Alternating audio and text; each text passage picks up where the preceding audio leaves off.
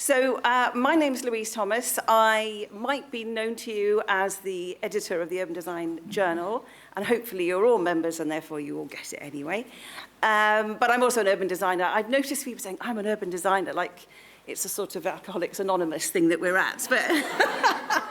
But anyway, I'm going to be running this session with Lucy Feinberg, who you met in the previous session. She's going to come up and help me at different stages.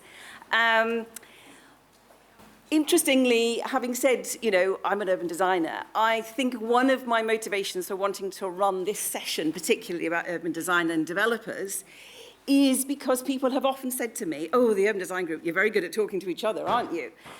And I feel like I've heard that a lot over the years. And obviously the journal's job is to share that information anyway.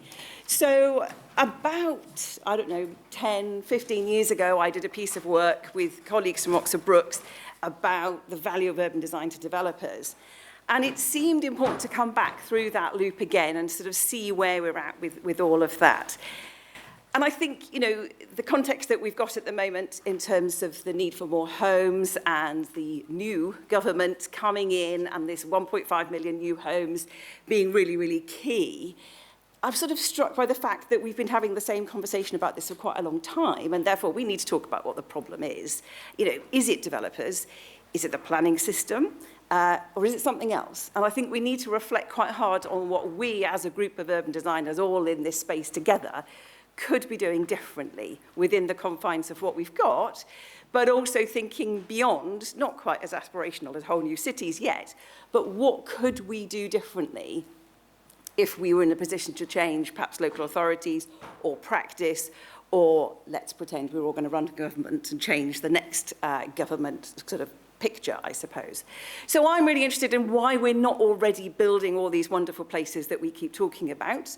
Maybe we are, but maybe we're not building enough of them, or not enough of them are that great, as Chris talked about in terms of the Place audit, the Place Alliance work about audit.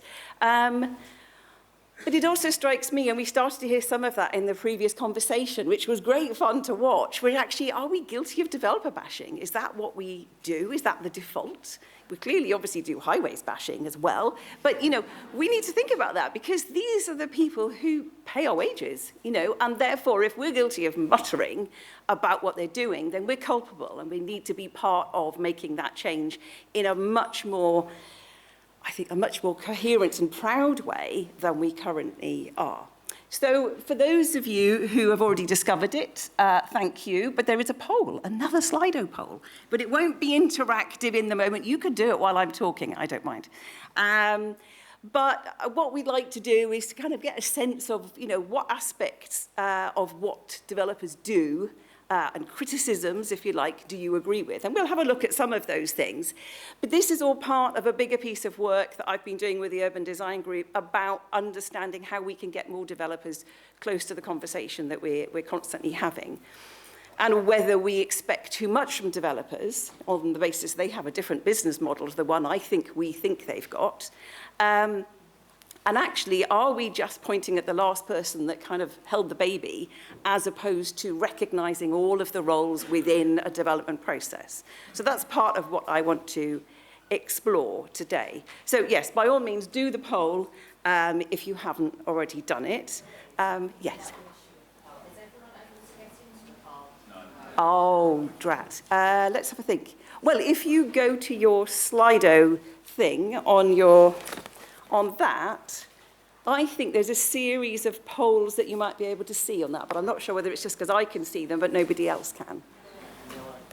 Is there another one on there which is called, it may not be called this, it's there, right. Yeah, okay. Is that okay? Everybody can see the poll in there about developers and urban design? Okay, good. And hopefully you've all got the Wi-Fi code now as well. There's a benefit to coming later on in it. So what I'm going to talk about, while you all get on with the poll and ignore me, is I'm going to talk about work that we were doing earlier this year with roundtables with developers, and some have very kindly come along to form my panel later in this little session. But also we're going to hear from Ioana Gherghel, thank you. about the role of social value, because I think there's an interesting story about what we've been talking about today about social value. And we talk about it very much as part of our visions, and that's what urban design does. But actually, I suspect there's a whole professional discipline who've kind of run up behind us and are going to overtake us in terms of being the developer's new best friend.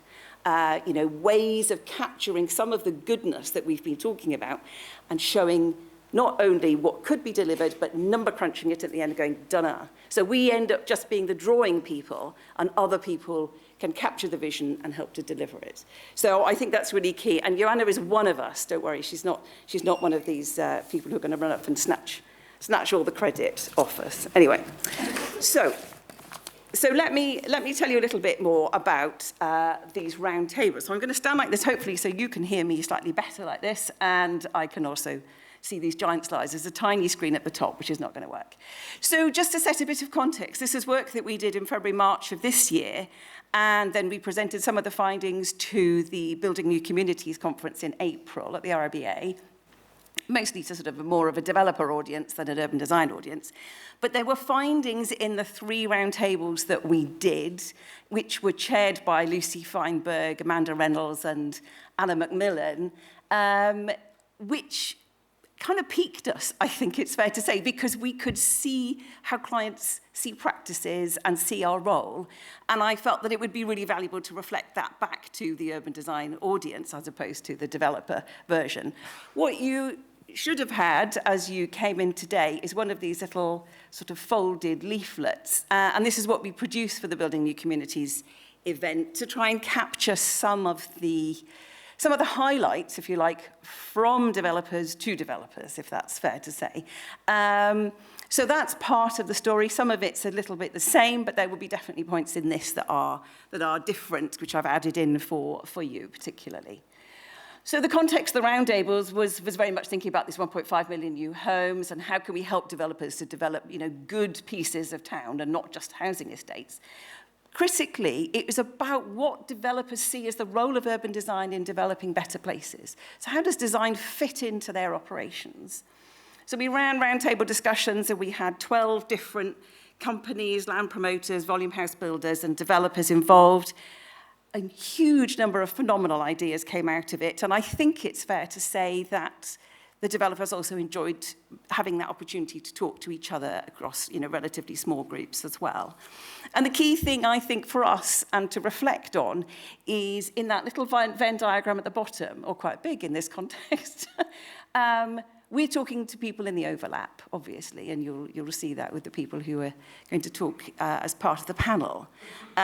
So how do we reach the people who are in the darkest sort of bit of the blue on the other side when we might be all the way over on the orange side? So that's one of the big things I want us to explore, because it's what can the urban design group do to reach beyond the urban design aware, if you like, within the development community. So there's lots of slides about what developers said, and the images have really taken from different things that would have come up in the conversations that we were having. So they're kind of clues, but not directly related. But it was very good to see that urban design is definitely understood to be different to architecture, and it's definitely different to landscape architecture. It's also bigger than master planning. So master planning, yes, it's an important thing, but urban design is bigger. It's actually up there rather than underneath. And that, in a sense, is a comfort, because the vision and the value that urban design can create is really important as part of all of that. And you can see these lovely quotes in orange about it being a science and an art. It's a combination of really strong logic, but also there's a degree of magic in how it all gets put together. And these are genuine things that people have said. But it's really important to be commercially viable with that thinking. And we talked about scale and, at what point is a development so small that you don't really need an urban designer? And interestingly, that came out to being around about a street block. If you've already got the public realm around the edge, and it's just about the things within that may not need an urban designer. Some of us might disagree with that, but that was the sort of general sense of this is the sort of scale. So interesting in itself. And actually, of course, this is a great comfort, because I think sometimes we feel that there are a lot of people doing really important roles within development and design, but don't necessarily understand anything about urban design, and therefore design is potentially not understood, and it's not as widely understood as architecture, definitely, I think it's fair to say. So then we were talking about, how do you find urban designers? What's the basis of how you select people? How do you work with them? And, at what point do you not pick an urban designer, or you suddenly realize you've got to bring one in because projects are going a bit pear-shaped, for example? And I think, what was quite interesting for us was, and I'm going to pick different aspects of each of these. There were very definitely senses of very strong relationships. Not necessarily recognised practitioners, sorry to say, but we can change that. But it was very much about having really strong relationships about who can deliver and what they deliver being relevant. If I move away from this microphone too much and I'm not audible, please let me know. Sites being looked at for the first time by a team would definitely have an urban designer involved. But if sites have already got consent and need working up, they don't necessarily get any urban design input after that. That, to me, raises a bit of a red flag about land promotion, and I think we'll come back to that later on, because there's quite a lot baked into a land-promoted scheme early on, which is flexible enough that it can fit a variety of different subsequent needs. But also then it's a sort of handing on of a message and whether things get diluted as opposed to improved. But that's my spin on it as opposed to theirs. The nice things about, kind of compensating, if you like, practices for getting involved in competitions, but a very sort of clear sense of developers themselves being under a lot of time constraints and competing for sites, and therefore being able to respond quickly with a lot of resourcing and an awful lot of kind of external credibility being really, really key in decision making. I think we all kind of quietly went, what about small practices? But the reality is, there are no end of people that could be thrown at a project, at 11:30 at night, potentially in a large practice. There was a very interesting discussion to be had about the extent to which there are urban design teams or managers in-house, and we'll hear a little bit about that probably, or the extent to which all design work is outsourced, and at what stage, does it come back in? So definitely the visions and going out for a vision and, really being a strong source of a vision is definitely the urban designer's role. We asked a question about when is the design concept fixed, and I expected there to be a sense of concept. But actually, the concept is the big USP. It's the selling point. And therefore, fixing that in line with viability, as we would imagine, is really important. But that means that early work, which is done in obviously quite a pressured environment, is really important as part of getting that right and what gets sort of subsequently taken forward in terms of outline planning applications. So the urban design role is really, really important early on, and the feeling was that generally by the time you go further down and further down the road, bringing an urban designer back in at that point is actually only if it's gone utterly pear-shaped and really bad news. So bringing in design review as constantly part of the process, whether externally or internally, was really paramount to how developers are currently operating. And when I say developers, it's literally everything, and you'll see this from, bespoke developers right the way through to the volume house builders and, everything in between. So a big spectrum.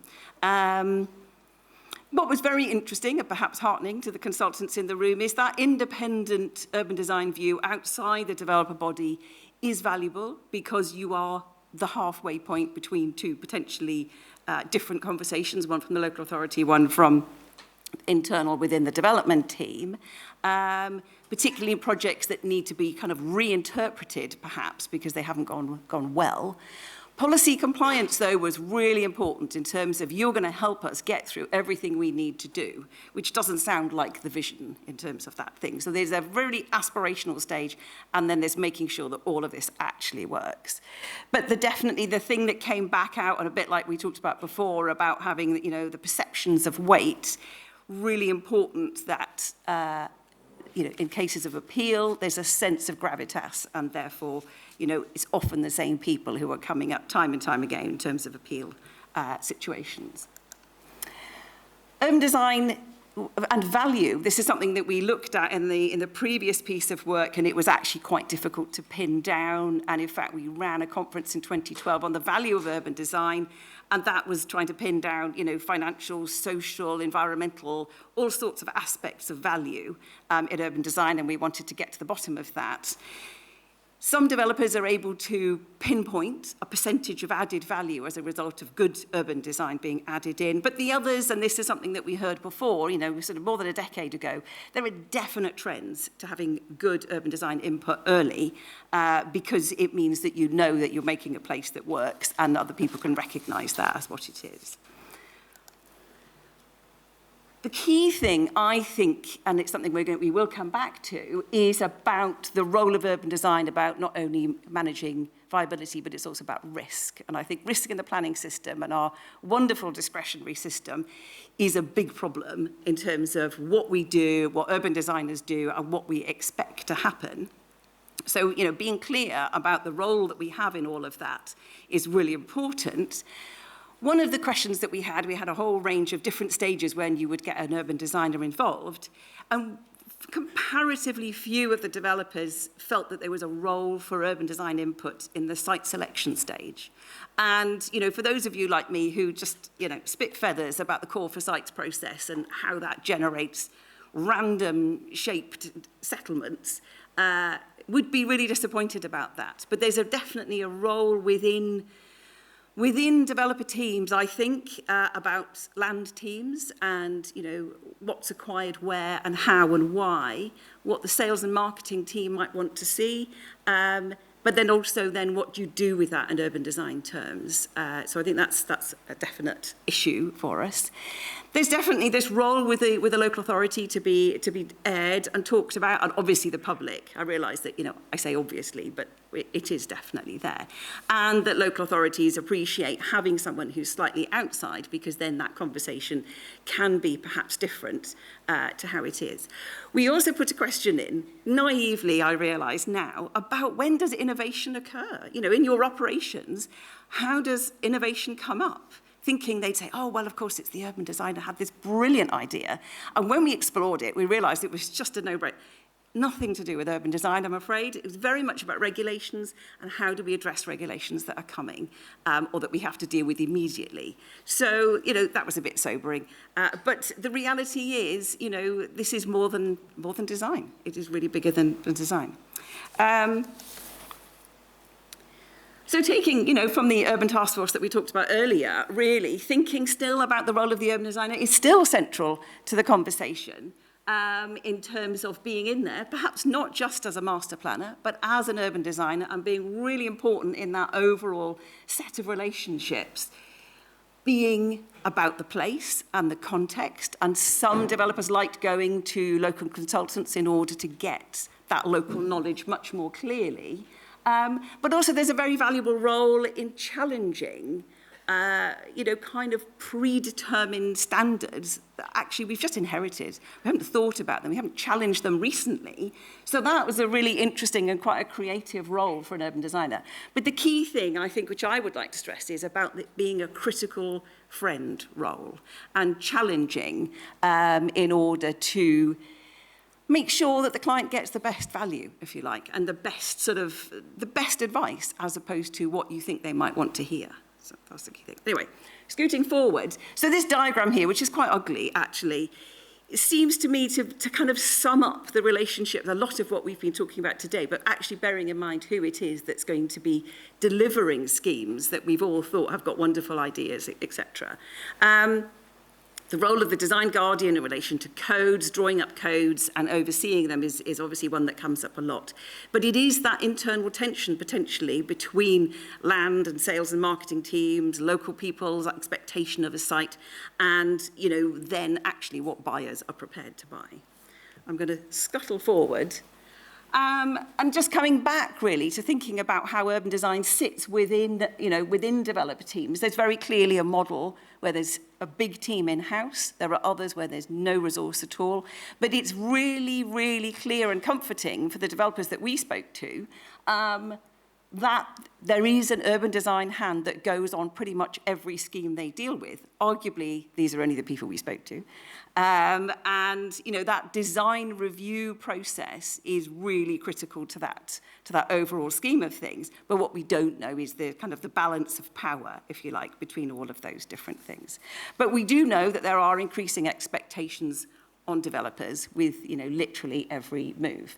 So I suppose I want to leave you with, you know, going back to where I started, with the question of, you know, is this an era that we'll look back on as being about quantity, or will it actually be about quantity and quality? And this is, it troubles me at the moment.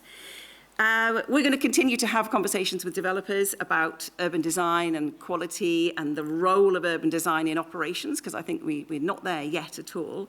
The next thing we're going to be talking at is London Build, where we're going to be talking in the London context about good housing and the role of urban design in setting that off in the right direction to begin with.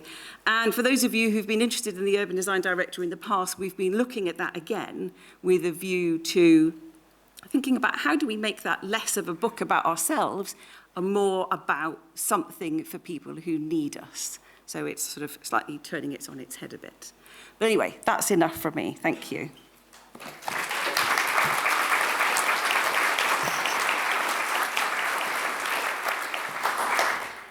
Now I'm going to hand over, I'm going to put the microphones back for you in case you want them there. I'm going to hand over to Ioana, hopeless, aren't I, to talk about this role of social value, because it is something which I think is very interesting, and I feel like it's come out of nowhere. It's jumped over public procurement and that whole thing. And it's now real estate, and that kind of whole developer relationship is really strong. So I'm going to move out of the way and let you speak. And I'll come back to you shortly. Thank you. I'll leave my watch. All right. Thanks very much, Louise. Oops, sorry about that. Right. Okay. So hello everyone, I'm Ioana Gherghel, close enough. I'm an architect and senior urban designer, and I've worked on this project on social value with Ricardo, my colleague, and we work at AR Urbanism, which is an independent consultancy of urban designers and master planners, but we also do research, which is what this project falls under. For this particular piece of research, we weren't specifically wearing our designers and master planners hats. So we were commissioned by Homes England to develop their idea for place-based indicators. Some of you might have heard of that. It has actually, Homes England has recently, I think about a month ago, they published a community engagement advice note, which includes a reference to place-based indicators, which we worked on. But before I dive into what the methodology is and what the project was, etc., I just wanted to stop for a second, and maybe I'll do a funky thing and ask for a show of hands. I think I know the answer to this, but a show of hands, who's heard of the term social value? Right, literally the entire room, no surprise there.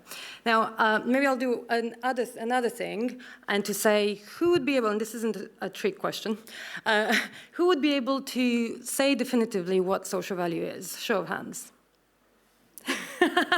Okay, this is exactly in line with what we found. One of the things that basically in our research we spoke to developers, we spoke to local authorities, we spoke to planners, planning officers, designers, architects, urban designers, master plans, where that was us. Well, we also spoke to social value consultants. Actually, nobody agrees on what social value is. But for the purpose of this research, we established, or we set on quite a broad definition to say, essentially, social value is any positive social, environmental, and economic impact achieved through regeneration. You'll see it includes more than the social bit. It's the environmental, it's the economic as well, because those are very important elements of social value, even though it's called social, and that adds to the confusion. But why is there such a confusion? But also, how come we all know about social value, but we're not very clear on what it is? And Probably, again, most of you are familiar with the Social Value Act from 2012, which is that's the time when the term social value became popularized. And again, well, this diagram, by the way, it's not representing data or anything, it's illustrative, but it's showing the life cycle of a project starting from development stage, so we're talking about local plan, stage, to then identifying partnerships, investment planning, all the way to delivery, construction, and operation, all the way to the end of time, you know. And what we probably all know is that the Social Value Act only refers to the procurement stage. It requires the demonstrable social value contribution at procurement stage for projects over a certain threshold, etc. You know the drill. So, as a result of that, we did a very, very quick survey in our networks to say, hey, by the way, do you work with social value? What form does that take usually? And this is the result. So again, as a consequence of the way the Social Value Act from 2012 is formulated, the result was number of new jobs created was the most popular way of creating social value. Also number of apprenticeships, etc. Again, probably not a surprise to most of you. But our criticism of that is that really, instead of having a little added social value in the middle of the project at procurement stage, which is really, by that time, most important decisions have already been made, we propose something very funky looking, again, not based on data, but an illustrative diagram to say, this is what our methodology that we developed is aspiring to create, which is a recurrent capture of social value throughout the life cycle of a project and beyond construction, beyond and into operation. So we did this through 4 pilot projects with Homes England, and actually we also rolled out in a non-pilot project in Newcastle, and we're also implementing this methodology in all our master planning projects in the company. And what we did was we very quickly realized that the terminology that Homes England originally started with, which was place-based indicators, didn't really work. It created a lot of confusion, also because it sounds very technical. So instead, we developed something that's not really anything revolutionary or mind-blowing. It just seems very straightforward. It's a three-element framework. It has 3 components, and that's outcomes, interventions, and indicators. So outcomes are they're the bigger umbrella, say, for a place, and it identifies the local needs and the local opportunities. And they're meant to be quite general and visionary, but still tailored enough so that they're place-specific, which is why we call them place-based. So they shouldn't easily be transferable from place to place. Then, in order to give a sort of understanding of what does that mean on the ground, how do you achieve these outcomes? It's not enough really to say, we want better places, or we want more well-being. That's extremely general. That's not how the outcomes look. And I'll show you a few examples in a second. Interventions are about how does that look on the ground? And then indicators are the element is that long-term element and monitoring, but also accountability element that looks at, have we achieved these outcomes? Have these interventions that we thought would meet the outcomes been successful? It's a sort of a post-evaluation, post-occupancy evaluation, but at a grander scale. For the architects in the room, you'll probably be familiar with that. So, this is an example of place-based outcomes we developed for one of the projects, and again, nothing super revolutionary about this. Cycling was the top, and actually, I say top. I'll point out the fact that one aspect that was really helpful that we developed as part of this methodology was a prioritization methodology. So not only we collected information about what's important for a place, because really sometimes you go to a place and there's a need for everything. We need everything. Where do we even start? And conversations became much more interesting when we asked people to explain or to choose which of these outcomes would be the most urgent. And that really helps with focusing energy and resources. Then for each of these outcomes, we developed interventions. And these interventions, if we're lucky, they can be mapped. They can be, so as you can see, they're really shovel-ready type of projects. Quick wins, sometimes they're called, although not always. They don't always count as quick wins. And again, we applied our own methodology for prioritizing that. Again, trying to see which of these ones are the most important, again, to focus energies. And we also developed a methodology for aggregating that information. So saying if, do these match? Do these interventions, top interventions match the top outcomes as well, which can be interesting and an interesting conversation to have. So then we put them all together. You can see to the left the outcome, then the corresponding interventions, and then indicators. That's the third piece, the long-term piece. And these are very technical sometimes, and they also rely on a lot of help from local authorities and the data managers, etc. This is something that we started out as being like I said, the place-based indicators started out as being even the name of our commission and of the project, but it turns out that what they meant and what Homes England meant was more around the idea of outcomes and interventions, and then the indicators get developed later.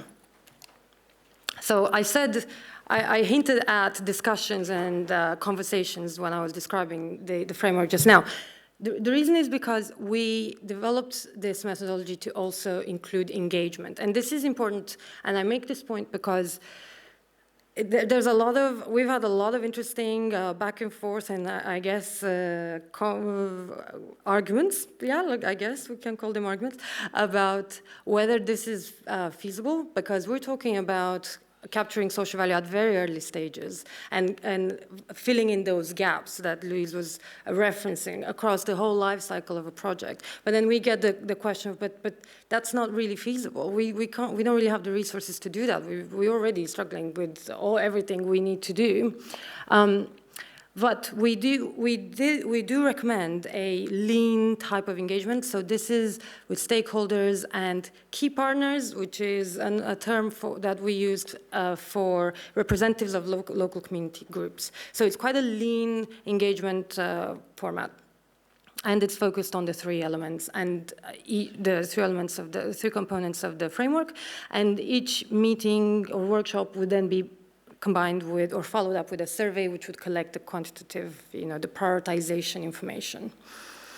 I guess one other point to make is the fact that very commonly in the conversations that I've had a lot of conversations about social value, and very often I get responses that, yes, we do social value, but we only do desktop-based. So that is something that happens that, for example, using socioeconomic data to identify local needs. But we say that's not enough.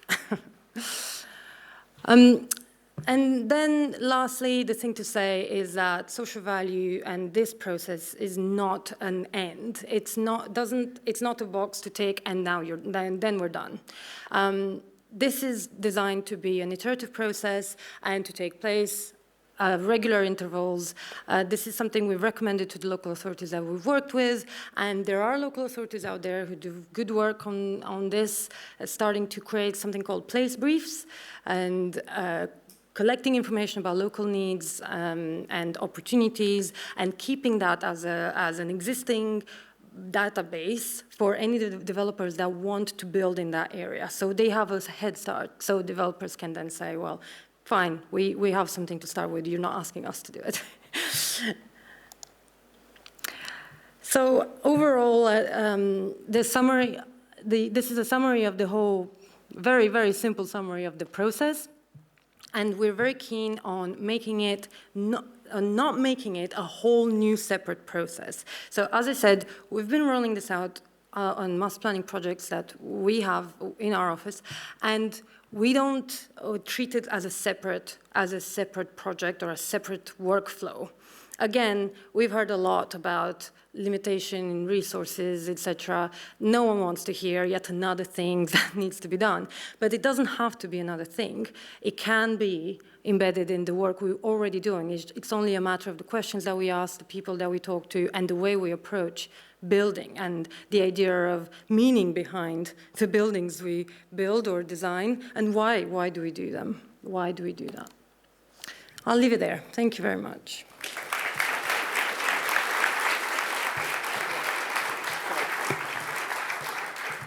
Thank you so much. And I think, and I think we should take comfort from that sense that, it's not like you've got to have a Q&A manager, now you've got to have a social value consultant. It's actually in all of us, because we're already thinking about the public good. We just need to find ways of making sure it doesn't kind of just slip off the table and get forgotten. It's built into what we do. Now, what I would really like to do for this next bit, apart from call Lucy Feinberg up, is there any way that we can put the lights up on the audience? Because I feel like this is sort of very theatrical and lovely, but it's really difficult to see you all. And if it's possible to switch the spotlights down a bit so there's a bit more visibility, that would be even better.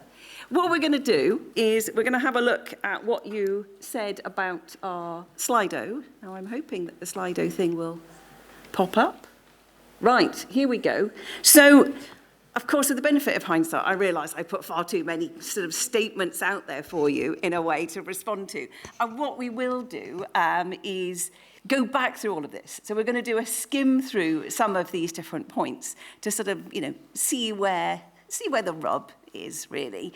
But what we will do is come back, and I can put this in, in the form of a journal article. So if you're not a member and you haven't got a copy arriving regularly, you need to join, because then you'll get the findings with everybody else. So this is very much on the hoof, because clearly there are people still responding as we go along. But let's just sort of see how people respond, and then we'll ask our developer colleagues who've kindly agreed to come along to talk about some of these issues. And we won't have time to cover them all because this is a day's worth, I reckon, altogether. But anyway, Lucy, do you want to come up and shall I flick through them and you say stop?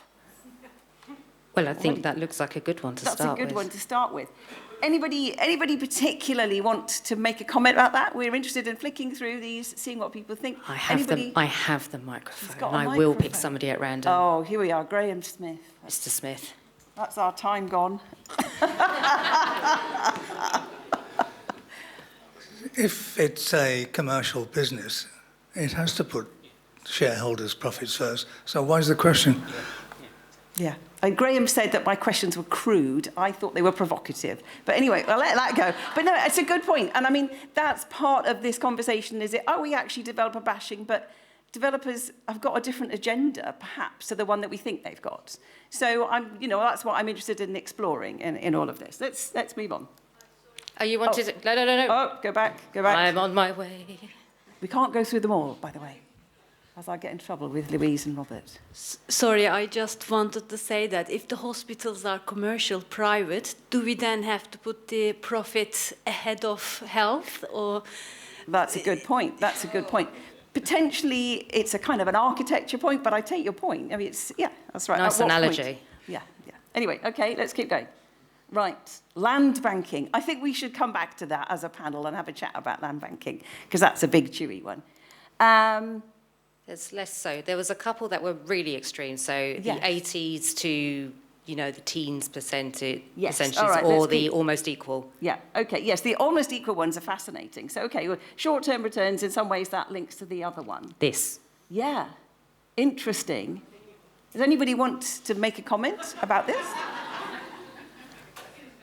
There we go. I love this, because I will bully people. Hello.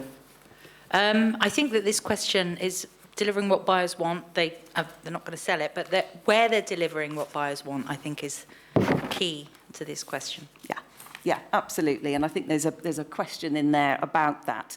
Clearly, if it wasn't working, developers wouldn't be in business. So they must be doing something that people want. Maybe there's not enough choice, but it's a definite thing. Got another comment? I think the point here is that a lot of the time they're delivering what they think people want, not what they want, and they're risk averse. So they do what they think is going to sell. Okay, yeah, yeah. Okay, I'm going to crack on.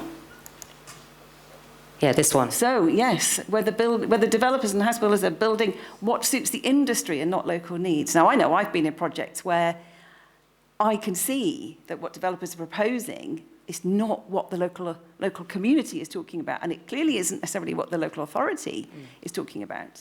So I think that's a really interesting one. Anybody I want was to going to say, why don't we have somebody who put no say something? Yeah. Because it's easy with the yes.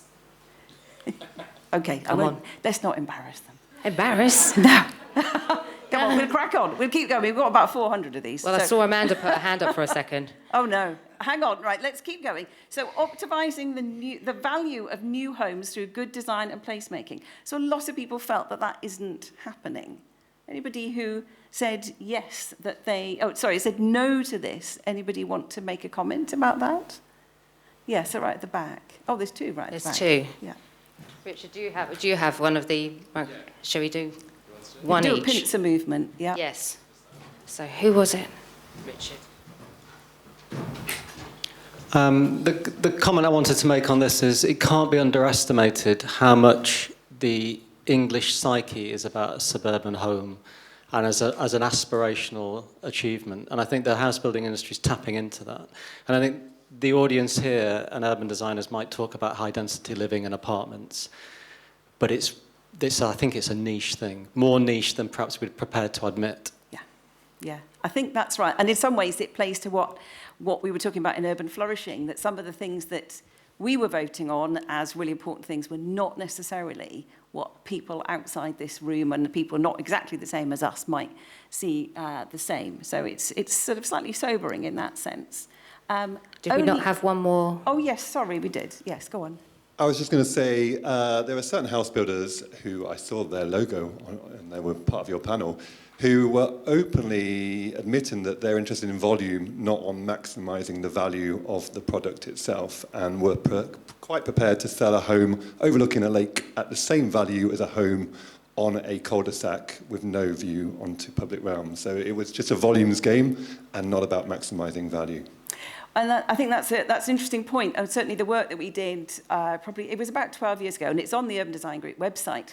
There were just clearly different models in different parts of the country as well. Some places it's about floor space, and in other places there's much more emphasis on quality. And yeah, I think, we're not going to solve any of this, but it's just really useful to hear your views about things. Okay. Yeah, so actually this links to that about only building in high value places. And that's interesting to see that the market isn't totally skewed in that way, and there clearly is recognition that we're seeing development in a range of different places because that's where opportunities lie. I'm going to keep going. This is interesting, so whether you see developers and home builders sort of described as a key part of delivering the housing we need. Luckily, there's a feeling, yes, but obviously some people don't necessarily feel that that's the best route to delivery. Does anybody who said no to this want to pipe up and say a bit more, or perhaps you just voted wrongly? Oh, yes, right over there. Thank you. I'll get to you. Hello. Yeah, I said no. It's to do with the numbers since, since the Second World War. You see, there was a massive spike in public sector housing, yeah. And then it's kind of come down, and pretty much in that time, private house building is pretty much plateaued. Yeah. So that's where you get all the demands and stuff. So it's like, so somebody else should be doing the building. We shouldn't be reliant. Sorry, I just spoke over you.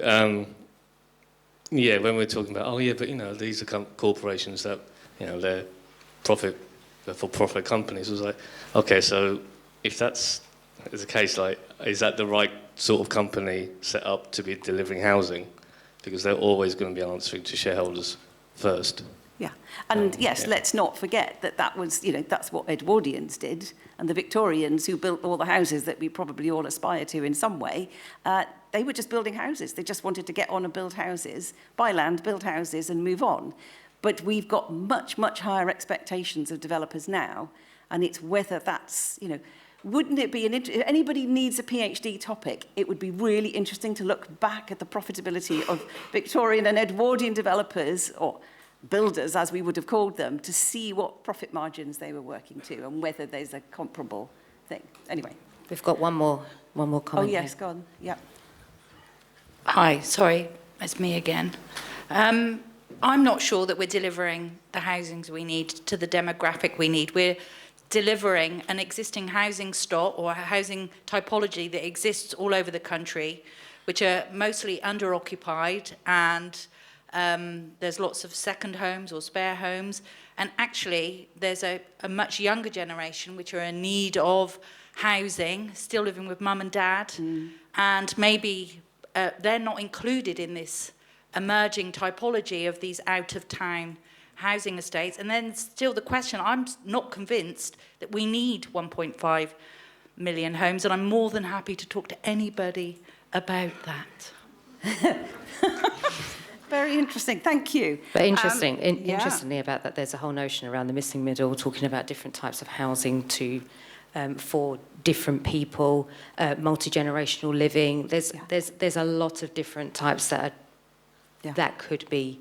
Could be, absolutely. Yeah. Now I'm going to just rattle through these. Okay, that's a very similar point about where local people want to live. I'm going to keep going because we're a little bit behind schedule. The wrong development in the wrong place. I'm glad that some people are with me on that, because I feel really, really strongly about that, but not as many of you as I'd have hoped. But anyway, there we go. We'll keep going. Doing the minimum to get planning permission. I'm sure we're going to talk about that in about 2 minutes, so that's fine. Minimising affordable housing provision. I think that's quite a knotty one. I think we should talk about that further. I think viability is something, and I teach on an MA course at the University of Westminster, and we look at viability. And of course, in the London context, you would imagine you can build absolutely anything and it all stacks up nicely. But there's a big level of discussion and debate, and in fact, Graham Smith taught me what I know anyway. But there's a big discussion that we need to have, and perhaps that's next year's theme, about understanding viability better. I'm going to keep going, although that's a very interesting topic about delivering more affordable housing than any other methods, and it links back to your point about building since the Second World War. I'm just going to rush through these. There's a whole bunch of topic here about capacity in whatever system it is, whether it's transport, community infrastructure coming in early. This is all linked to that, which I think we should talk a little bit about. Standard house types. Why is that a problem? That's what the Edwardians did. We've got streets of stuff identical up and down the country. But anyway, we'll come back to that. House builder minimum space standards. I think that's definitely one to talk about. Sustainable homes, I'm sure my colleagues from the development companies will want to touch on that, because that's definitely something that came through very strongly when we were talking on the round tables. Styles and materials, I'll just crack on through that. There's one I really want to get to, and this is interesting because that links back to location, etc. Quality materials, parking. I love it when parking. This is the one that I think is interesting. Earlier in the week when I looked at this, there was an even bigger divide about this in terms of who is it that's having a kind of an influence on the outcomes that we then go, well, look what that developer built, but actually it may be that there are a whole bunch of different forces involved in all of these decisions, and what we see is potentially a compromise as a result. Anyway, we're probably at the end. We've got lots and lots of wonderful questions or suggestions that people have put in about local examples of low-rise development that they think is good. So we'll comb through all of that, and thank you very much for all of your inputs. That's wonderful. What I'd like to do now is invite my panellists with the short time I've left. So my 3 panellists are Mike Bodkin from Town, and I'm sure you'll know their work from Marmalade Lane and other projects, who's a development manager and planning director. Thank you, Mike. I've got Rob Chilton, who's an urban designer at Barratt Redrow. Thank you very much. And then a last-minute addition to the team, which is really brilliant of you, is Isaac Jolly, who's actually a delegate, but works for Persimmon as a planner. So what I'd really like to do with the time that we've got left, I suppose, is reflect on some of those points. I'll get myself a microphone and see if that works. Oh, it does. It's seamless, isn't it? Anyway, thank you all very much for agreeing to this. And it's, I mean, I feel for them because we've been talking about them as though they weren't here, and their ears are probably absolutely scalding at the moment. Anyway, let me make the most of the time I've got with you. Sorry, that doesn't help. Make the most of the time I've got with you to think about some of those issues. Let's talk about land banking first. Who would like to dispel the myth of land banking? Well, I can start if you like. It's an interesting subject, and I think there's various factors why there is kind of this mismatch between when a scheme has gone through planning, a mismatch between approvals in terms of number of dwellings and completions, and this is what potentially creates a bit of data about schemes that are not delivered, that have achieved planning permission, and developers are sitting on the land to wait for values to increase before actually getting on with it. And I think that, as has already been discussed, we make money by selling homes, and we want to get on with it once we achieve planning. So if we're successful in bidding on a piece of land, we will then get on with the scheme and progress it through planning. Obviously, there's going to be complexities through planning that lead to it taking time. There might be replans that are due to changes in local needs or changes in building regulations, which can also add time and add the need for replans and going back into planning. So I'd say that potentially the planning process is one of the reasons why things are taking time, and it's suggested that we're just sitting on land. And I'd say that's the main issue. Also, multi-phase schemes take a number of years to build out. So you achieving planning permission, you might not actually be able to sell all of those homes for 5-10 years, depending on the site-specific scenario. So I suppose just to conclude on that, it's a variety of factors that contribute that, but just sitting on the land, I'd say, is not something that developers do. Thank you. Do either of you, don't have to respond to every point, but if you feel an urge to, do. Otherwise, I'm going to, okay. I think it's also worth bearing in mind the value of money and the value of money borrowed to build houses. So, there is a lot of fine-tuning of when to trigger decisions on actual building individual properties. And so I think it's as planners and urban designers, there is a whole set of commercial considerations that often we don't get to see.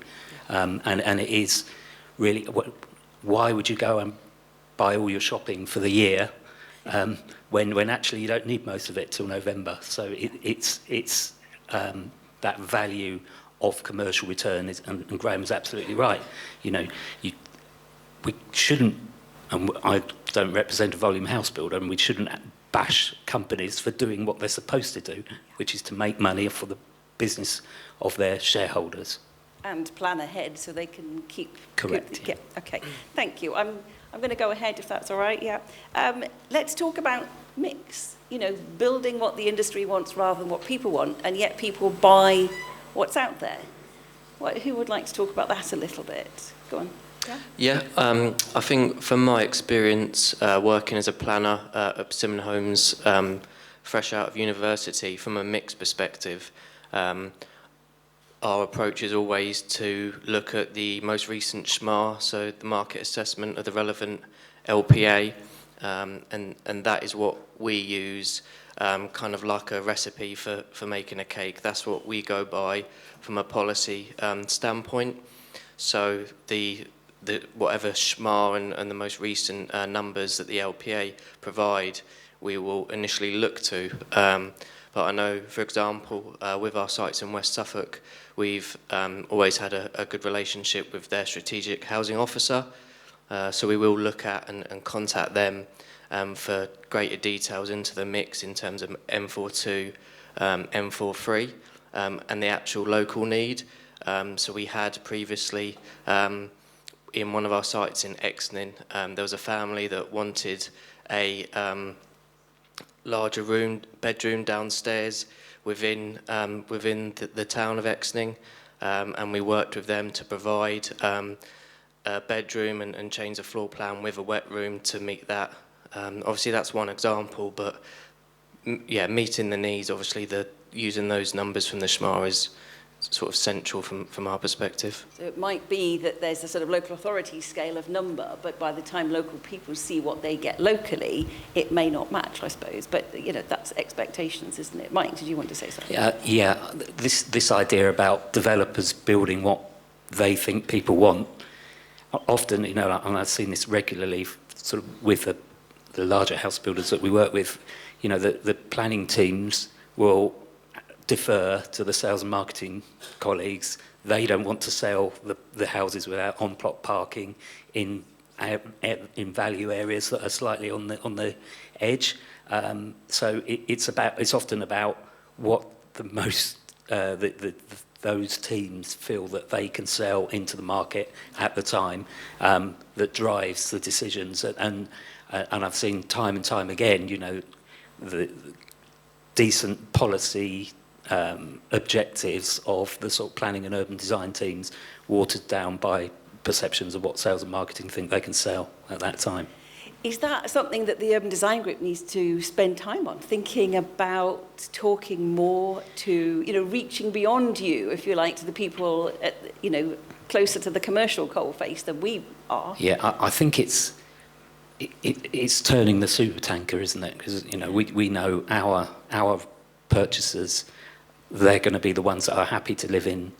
You know, we were working on a large scheme in Cambridge, and we were talking about 3-bedroom flats and 0.2 parking spaces per unit for nearly 6,000 units. 0.2. 0.2. Project got canned.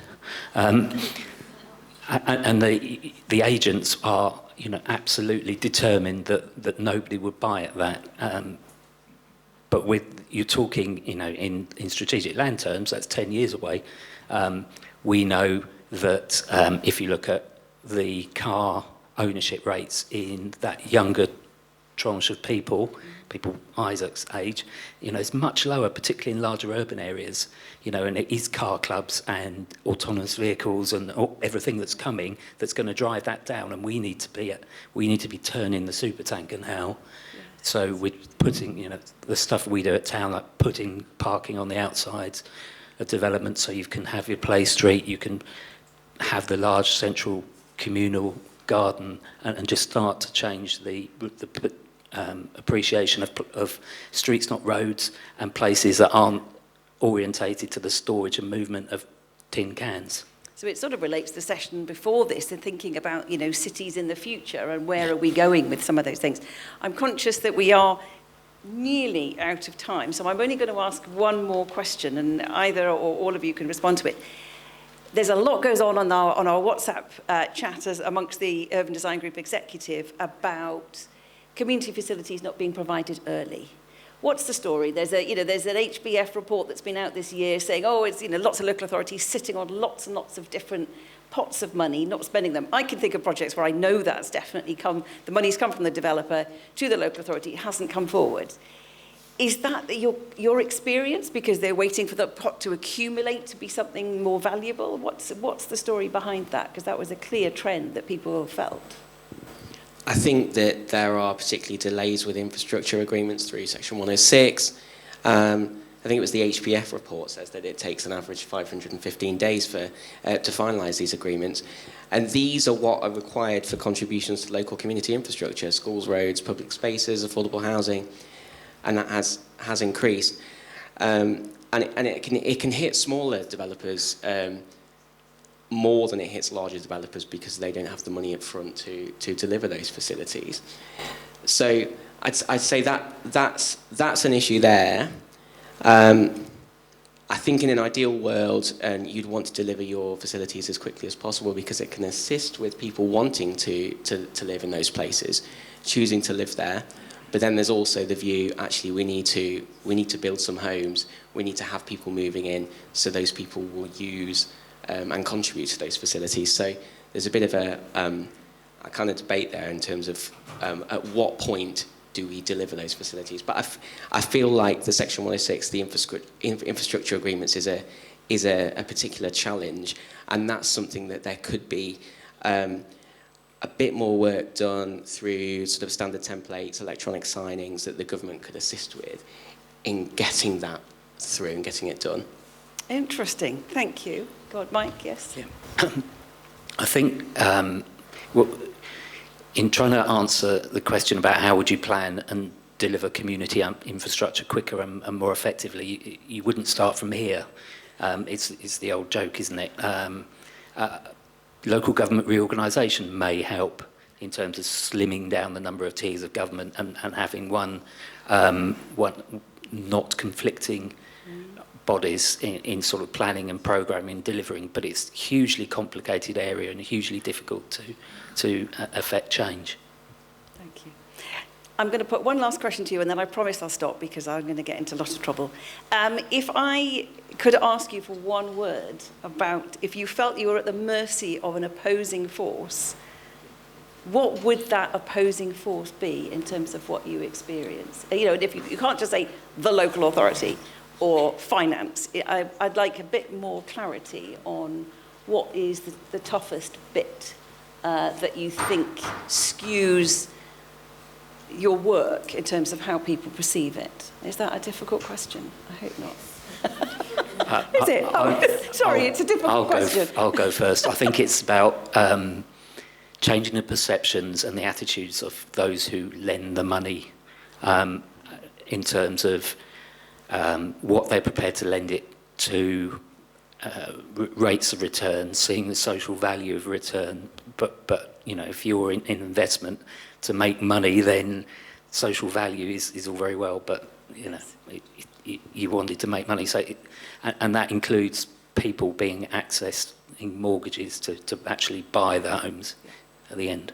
Thank you, that's good. Isaac? It's two words, but I think maybe from a developer standpoint, business model and just having communication and understanding between all parties when you're looking at designing a space or place at whatever level, just to understand what the planning officers expect from you from a design standpoint, local residents, but also being able to explain the essentially the way as a developer you do operate, such as with the house types, but explaining how that is not restrictive and how the material treatments, the window types, etc., and how that relates to the business model of being able to deliver the much needed housing within the UK. I think it's just explaining that and both parties being aware of what the others want. I think that's probably quite important. Thank you. Wonderful. Thank you, Rob. I think an essential thing for me on any new scheme is getting your landscaping right, having the right conversations early with highways authorities, local planning authorities, in terms of what will work on the site, in terms of future maintenance, adoption, and so on. There's a few photographs from our developments on here. I think the common thing between all of these is that the landscaping is very successful, and that is something that really makes a difference when you've got a volume house builder that is building from a standard portfolio of house types, that it's the landscaping and the details and the boundary treatments and the quality of spaces between homes that makes that difference and make those great places to live.